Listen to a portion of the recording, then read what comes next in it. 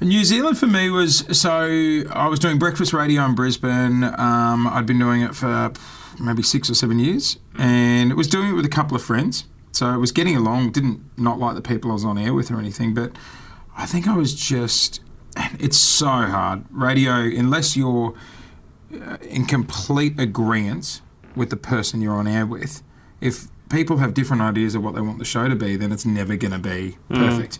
And, I was on air with friends, but we all wanted to do sort of something different for the show. And so I was enjoying it, but then I was starting to get over it, and I promised myself the minute I wasn't enjoying radio as much, I was going to get out. If I started to turn a little bit bitter towards it, I'm out, because I loved radio. That's all I wanted to do growing up. And then an opportunity came to, break contract and move over to New Zealand.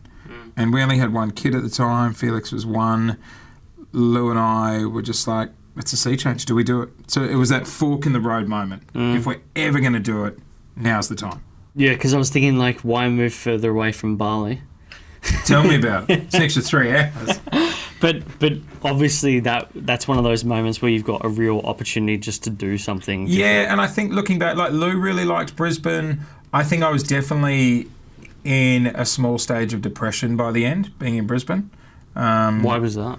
I think just I was complacent at work. I'd been doing the same thing for so long. Yeah. I was losing the element of being challenged. Yeah, I think you were there 7 years, right? Yeah, and then when, you're not being challenged, then you're going out more. I was still getting used to being a dad because Felix is only one, and, like we were talking about before, it's such a change in life.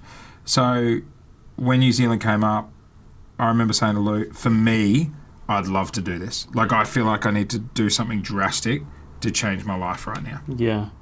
Let's go back to before you moved back to Brisbane, so when you were originally in Brisbane.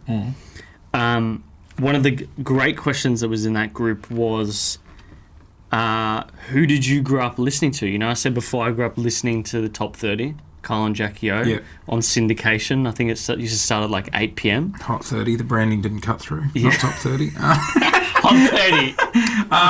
I just knew it as Kyle and Jackie O. I grew up listening to Jamie Dunn. Do you remember Aggro the Puppet? Yeah. Yeah, so the guy that did the voice of Aggro the Puppet, Jamie Dunn, hosted a breakfast show in Brisbane, and he was the king of breakfast. He was on there for, I don't know, maybe 15 years, and I grew up listening to him every day. If I heard the Black Thunders were in my area, I'd be jumping on my bloody push bike and belting down there. I'd be begging Mum and Dad to take me to the park if B105 were doing a barbecue. The Black Thunders, they were a mystical thing. Yeah, you'd get one can of Coke. But fuck, it just tasted better because you knew it was free and it was out of a Black Thunder. So I loved radio. And then when I was 17 in year 12 doing a film and TV assignment, I chose to do it on radio. So I emailed B105 and emailed Triple M and was like, can I come in and film your breakfast show and interview them? And B105 didn't, it wasn't Jamie specifically, but just B105 didn't get back to me and Triple M did. And I was like, oh, damn, I've grown up listening to B105, but I'll go on to Triple M and I'll film it. Went in, filmed the breakfast show, met Semi and Dean. They were lovely, made me feel welcome. I walked, and this was the biggest lesson I learned from this. I grew up my whole life, 17 years listening to B105, right? Religious listener. Went into Triple M one day. Didn't get the opportunity to meet B105. Met the Triple M guys. They were lovely. I walked out of that building. The next day I listened to them. Because I met them, they were nice, and I felt like I had a connection with them. So for me, the biggest lesson out of that was just meeting people. You can completely change their listening habits. Yeah, and having, this is why video has become so important now. Totally. Having a medium to show that as well. So that was massive learning curve for me. And then walked out of there, finished year 12, and then just blasted out emails begging for work experience at radio stations and got it at Triple M.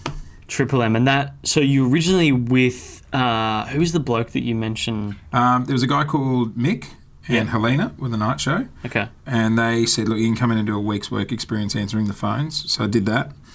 And then at the end of the week, I said, can I keep coming in for free?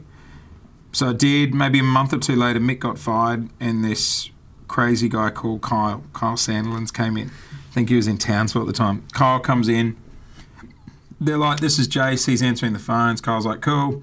Another 6 months went by. I'm still going in every night. And then one night, I stuffed up. Kyle threw us across the room, said, what the fuck are we paying you for? I said, you don't, I'm a volunteer. And then, he went into the boss's office the next day and was like, all my bonus money, can you pay him? And so you were working with him at Triple M, and then he got poached to... He got moved down to Sydney to work with Jackie. Yeah. And said, come down with me. Okay. Because that's the other lesson I've learned. If you have certain team members or certain people you come across in your career and you get along with them really well, keep the team.